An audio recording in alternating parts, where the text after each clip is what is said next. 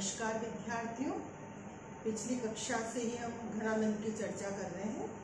घनानंद प्रेम की पीर के कवि हैं, ये हमने जाना। उनका काव्य प्रेम का बेजोड़ काव्य है।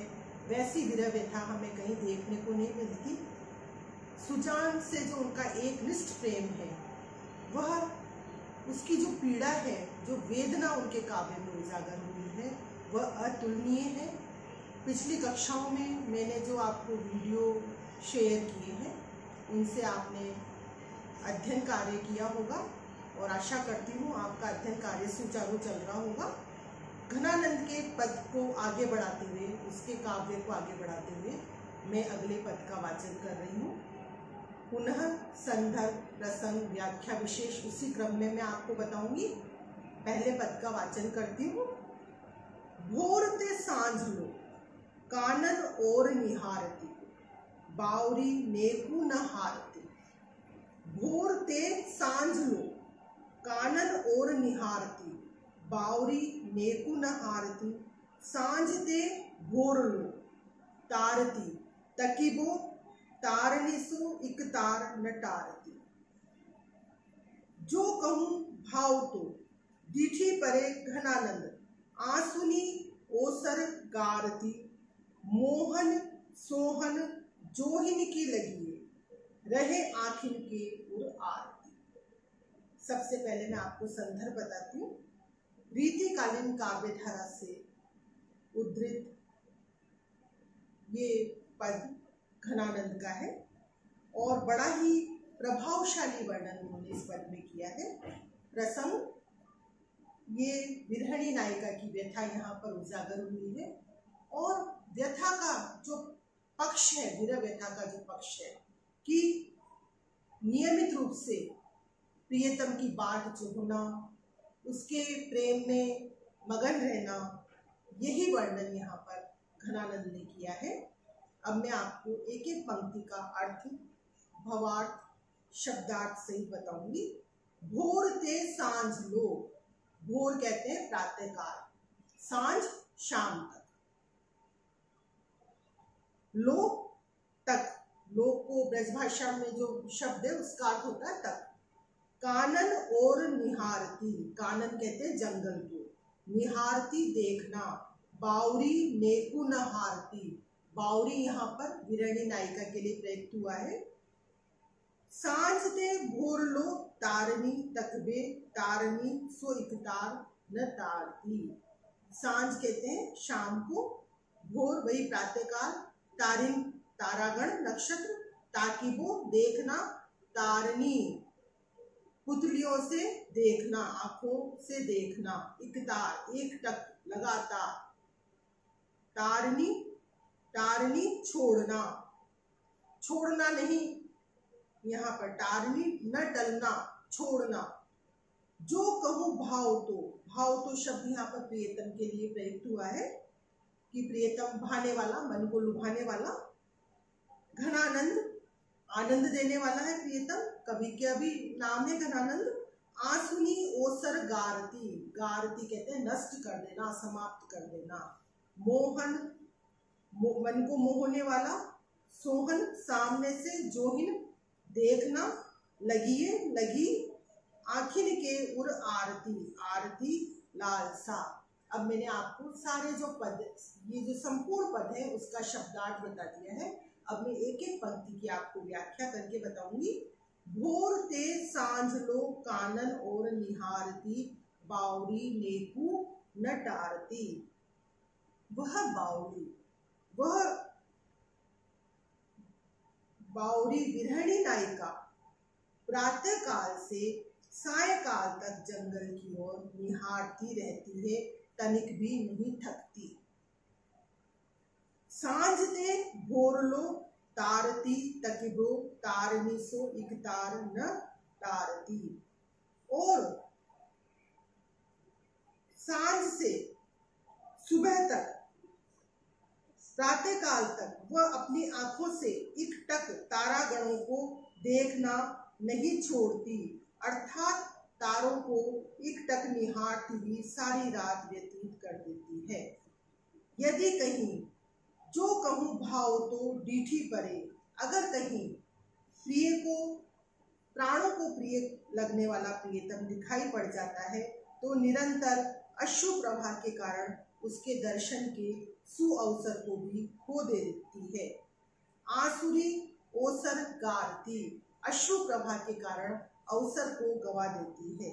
इस प्रकार मोहन सोहन जोहिन की लगिए, मन को मोहने वाला, इस प्रकार विरहिणी की आंखों के हृदय में प्रियतम श्री कृष्ण को, मोहन को, सोहन सामने से देखने की जो कामना है वो लगी रहती है, वो पूर्ण नहीं हो पाती। क्योंकि अगर प्रियतम समक्ष भी होता है, सामने भी होता है, तो अश्रु प्रवाह के कारण वह अपने प्रियतम का दर्शन नहीं कर पाती है विरहिणी नायिका।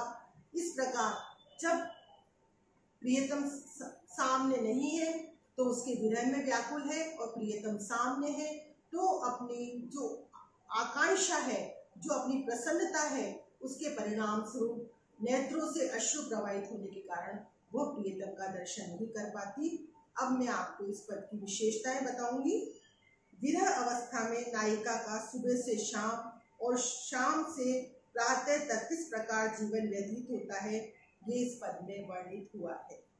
प्रियतम मिलन की आशा में प्रतीक्षा की घड़ी कितनी मधुर होती है, ये सत्य का उद्घाटन इस पद में हुआ है। श्रृंगार रस से इस पद में, और ब्रजभाषा का माधुर्य द्रष्टव्य है, और वृत्यानुप्रास, शत्यानुप्रास, परिरांकुर आदि अलंकारों की छटा देखते ही बनती है। अब मैं इससे जो आगे का पद है उस पद का वाचन मैं आपके समक्ष कर रही हूँ। दीठी को और कहूँ नहीं ठोर, मीत सुजान अनीत करो, मीत सुजान अनीत करो, जिन हाहा न हूजिए मोही अमोही। दीठी को और कहूँ नहीं ठोर, फिर द्रग राव रे रूप को दोही। एक विसास की टेक गई लगी, आस रहे बसी प्राण बटोही। हा घनानंद जीवन मूल दई, किस प्यासिन मारत तूही। यहाँ पर संदर्भ घनानंद का पद है, ये घनानंद कवित्व से उद्धृत है, और प्रसंग इसमें वही विरहिणी नायिका का जो विरह है वो उजागर हुआ है। विरह किस तरह का होता है, किस तरह से विरहिणी नायिका विरह में अपना जीवन व्यतीत करती है, अपने भावों को उजागर करती है, किस तरीके से वो रात दिन प्रियतम की स्मृति में ही खोई हुई रहती है, वह सारा वर्णन इस पद में हुआ है। और अब मैं इस पद का अर्थ आपके समक्ष रख रही हूँ। कठिन शब्दों के अर्थ भी बताऊंगी। मीत सुजान अनीत करी, हे मित्र सुजान, हे प्रियतम सुजान, आपने मेरे साथ अनीति करी है, मेरे साथ अन्याय किया है। हा हा मीत सुजान, मित्र बनकर सुजान, हे मित्र सुजान, हे मेरे प्रियतम सुजान, आपने मेरे साथ मित्रता स्थापित करके फिर अन्याय किया है। अनीत करो, अनीति की है, अन्याय किया है। हा न हूजिए मोही हमोही, मुझे इसका खेद है, हाहाकार है मेरे हृदय में पीड़ा है।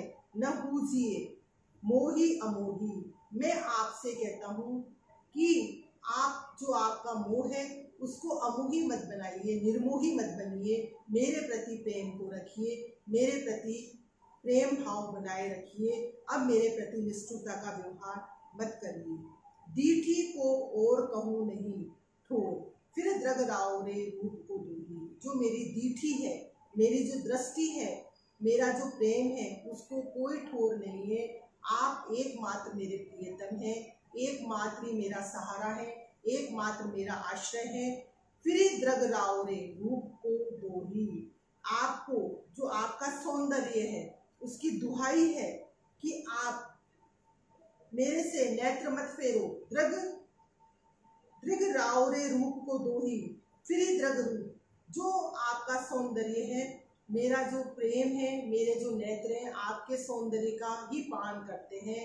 आपका जो नेत्र है वो मेरी तरफ से मत फेरो, आपके नेत्रों की कृपा मेरे ऊपर रखो। यहाँ पर घनानंद कह रहे हैं दीठी को और कहूँ नहीं ठोर, मेरी दृष्टि को कहीं और ठोर नहीं है, मेरी दृष्टि आपके ऊपर ही टिकी रहती है। फ्री द्रग रावरे रूप की दोही, वो आपके रूप का ही सौंदर्य का पान करती है।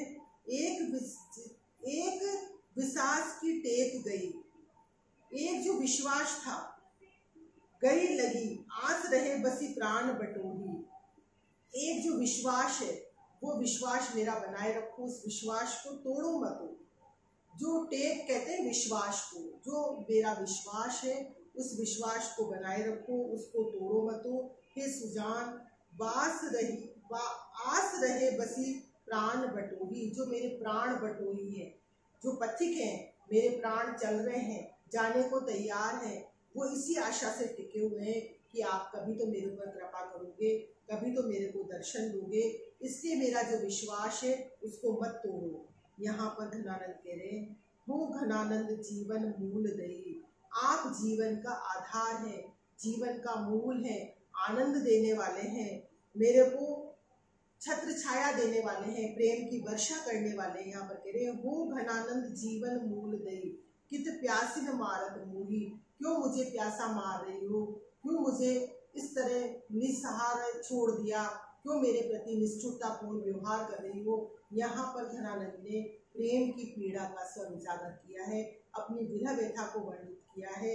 जो अंतिम पंक्ति है वो इस पूरे पद का जो निचोड़ है, जो पूरा सार है, वो व्यक्त कर रही है। हो घनानंद जीवन मूल दई, कित प्यासिन मारत मोही। हे घनानंद कह रहे हैं, यहाँ पर घनानंद कहते हैं कि आप सुजान जीवन मूल का आधार हो, आप जीवन देने वाले हो। कित प्यासिन मारत तोही, क्यों मुझे प्यासा मार रही हो, क्यों मुझे मझधार में छोड़ दिया है, क्यों मेरे ऊपर प्रेम की वर्षा नहीं कर रही हो, क्यों मेरे प्रेम को भुला दिया है।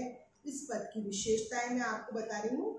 इस कविता में विरहिणी द्वारा अपनी एक निष्ठ और अन्यता की अभिव्यक्ति, अन्यतम जो प्रेम है, एक निष्ठ जो प्रेम है वो यहाँ पर अभिव्यक्त हुआ है।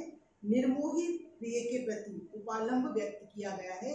प्रिय की जो निष्ठुरता है, जो निठुरता है, जो उसका निर्मोह हो गया है, कहा भी है वहां पर मोही अमोही, जो आपका मोह है वो निर्मोही रूप में व्यक्त बदल गया है, वो इस पद में वर्णित हुआ है।